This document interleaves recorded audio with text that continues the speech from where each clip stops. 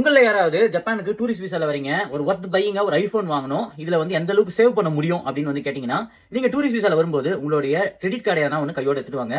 நீங்க ஜப்பான்ல இருக்கிற எந்த ஒரு கடைக்கு போனாலும் சரி, இங்க வந்து பாத்தீங்கன்னா யோதாபாஷி கேமரா அப்படின்னு ஒன்னு இருக்கு, பிக் கேமரா அப்படின்னு ஒன்னு இருக்கு. இதெல்லாம் நீங்க கூகுள் சர்ச்லயே பார்த்து தெரிஞ்சுக்க முடியும் உங்க நியர்பை எங்க இருக்குன்னு சொல்லிட்டு.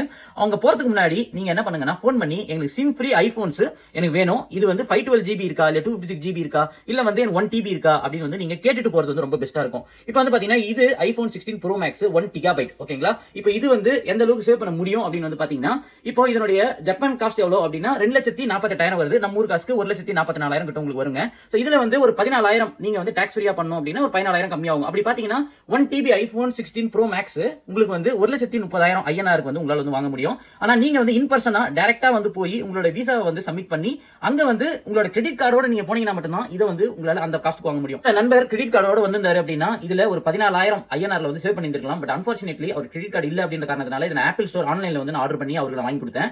அஃப்கோர்ஸ் நீங்க இது ஆன்லைன் ஆப்பிள் ஸ்டோர்ல வாங்குனீங்கன்னா கூட இந்தியாவுக்கும் இதுக்கும் நீங்க கம்பேர் பண்ணீங்க அப்படின்னாலே கிட்டத்தட்ட ஒரு 35,000 இருந்து 40,000 வித்தியாசம் இருக்குதுங்க.